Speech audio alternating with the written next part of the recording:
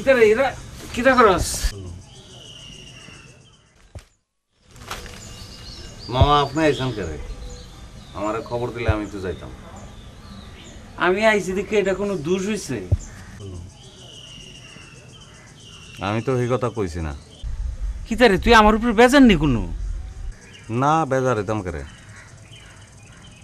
আসলে আমি তো জ্ঞানী মানুষ না, বেশি কথা কইয়ালছিলাম।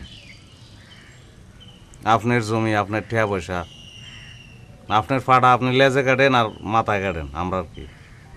তুই আমার কথায় মনটাত কষ্ট পাইছস? না মামা। আরে তুই বেউব নি কোনো? আমি কোন সময় কিতা কই না কই ইতাম ধরন লাগে রে। আচ্ছা যাও, আর ধরতাম না। একটা সংবাদ আছে শুনবানি? হুনা।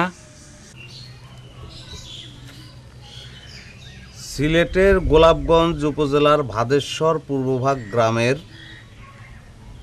খোরশেদ আলমকে তার ভাগিনা জামাল উদ্দিন গভীর রাতে হত্যা করেছে। ঘটনাটি 2008 সালের 3রা মার্চ সংঘটিত হয়। গভীর রাতে জামাল উদ্দিন খোরশেদ আলমের গৃহে প্রবেশ করে এবং তাকে হত্যা করে লাশ কেটে কুচি কুচি করে আফ্রিকান মাগুরকে খাইয়ে দেয়।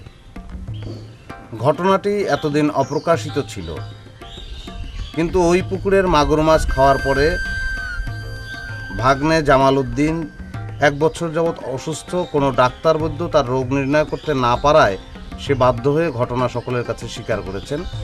এ বিষয়ে স্থানীয় থানায় একটি হত্যা মামলা দায়ের করা হয়েছে। তুই ইচ্ছা করে এই সংবাদটা আমার শুনাইছ? আচ্ছা ঠিক আছে, তুই আমার কাইটটা টুকরা টুকরা করে লাবি, কিন্তু খাওয়াবি যে মাগুর মাছ পাবি কই? মামা আমি বললাম জানটা চলে গেলেও আমি তোমার মারতাম না, সম্পত্তির লোভ আমার নাই। আচ্ছা ভালো কথা, মাগুর মাছ তো মেলা দিন খাই না মামা। শোনো, তোমরা এখন কথা কই। আমি অনেক ভাইবা দেখলাম তোমরা নিয়া পালাকরণ সম্ভব না। এটা আপনি কি কইলেন দাদা? এত খাটাখাটনির পরে আপনি আমরা এমনি অপমান করলেন? না না দাদা, আপনি এই ধরনের কথা বলতে পারেন না। এই তুমি অত কথা কও কেন? এই পালার ডাইরেক্টর হলাম আমি। কার লগে কি কথা কইতে হইব না কইতে হইব এটা তোমার আমি ভালো জানি। তোমার তেমার শিখতে হইব? হ্যাঁ রে, তুমি আবার কান্দা শুরু করলা কেন? আরেক যন্ত্রণা। দাদা, আপনি যদি এই পালার ডিরেক্টর হন, আমিও কিন্তু এই পালার হিরো। মানে কি থাকো? তুমি যে কেমন হিরো সেটা তো আমি জানি না। কি না মানে দাদা, কইতাম চাইছিলাম আমরা এখন কি করব? আমি লক্ষ্য করলাম তোমরা এখানে আয়া যত বেশি ঝগড়া করো তত কম করো রিহার্সেল। এমনি করে ফালা নামে না। ঠিক আছে দাদা, তাহলে আপনি বলুন কি করলে পরে আমাদের যাত্রাপালার মঙ্গল হবে?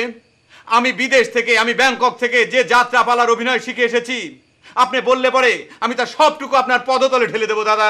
আরে রাখো তোমার বিদেশি অভিনয়। বিদেশি অভিনয়। শোনো, আমি চিন্তা করলাম এই ফালা নামবো যদি তোমরা সবাই সারাদিন ধরে রিহার্সেল করো।